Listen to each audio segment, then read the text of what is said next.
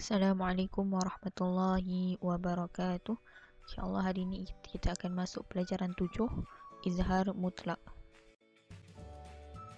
Objektif pembelajaran kita yang pertama ialah murid dapat menyatakan maksud dan cara mengenal hukum izhar mutlak. Yang kedua, murid dapat menyatakan cara bacaan dan syaratnya.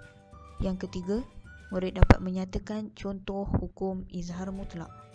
Okay, apa itu izhar mutlak dan bagaimana cara untuk kita kenal hukum ini?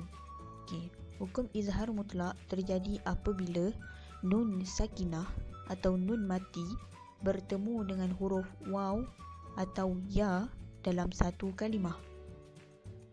Perhatikan 3 poin penting yang terdapat dalam mengenal hukum ini.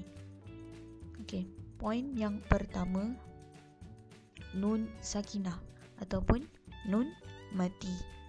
Yang kedua, huruf waw dan huruf ya, waw atau ya. Yang ketiga, satu kalimah atau satu perkataan.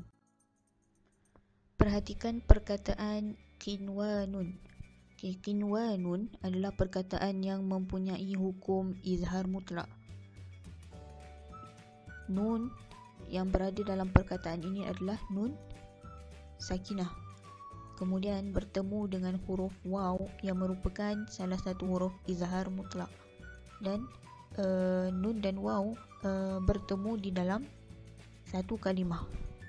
Okay, perkataan dalam satu kalimah adalah poin yang sangat penting dalam hukum ini. Sebab apa?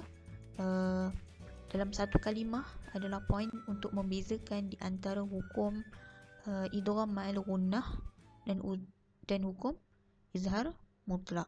Dan antum akan belajar hukum idgham ma'al gunnah pada tahun 4 nanti. Cara bacaan izhar mutlak adalah membunyikan nun mati atau nun sakinah dengan terang dan nyata.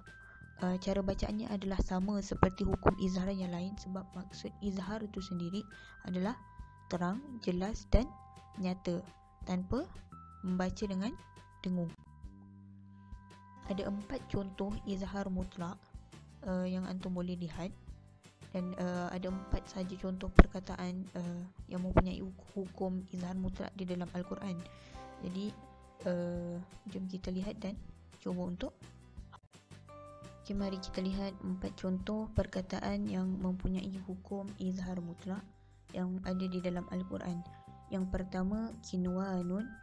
Yang kedua, sinwanun. Yang ketiga, ad-dunya. Dan yang keempat, bunyanun. Apabila antum terjumpa 4 perkataan ini di dalam Al-Quran, antum perlu menyebutkan huruf nun mati dengan jelas tanpa berdengung. Dan antum perlu hafalkan 4 perkataan ini supaya mudah untuk antum kenal hukum izhar mutlak apabila membaca Al-Quran. Okey, sekarang kita lihat contoh ayat yang mempunyai hukum izhar mutlak di dalam Al-Quran. Okay, contoh yang pertama, wa nakhilun sinwanun wa ghairu sinwanin yusqa bima'in wahid. Okay, perhatikan perkataan yang diwarnakan dengan warna merah, sinwanun dan sinwanin. Sinwanun dibaca nunnya dengan jelas, tidak dibaca dengan dengung. Kalau kita baca dengan dengung, dia akan jadi sinwanun. Dan kalau sinwanin kita baca dengan dengung, dia akan jadi sinwanin. Tapi dalam hukum izhar mutlak tidak dibaca dengan dengung. Okey, ayat yang kedua, wa minan nakhli min tal'iha qinwanun daniyah. Perkataan qinwanun. Qinwanun, nun mati bertemu dengan huruf waw dalam satu kalimah. Tidak dibaca qinwanun, tapi dibaca dengan qinwanun. Okay. Ayat yang ketiga, ka'annahum bunyanun marsus. Okay, perkataan bunyanun.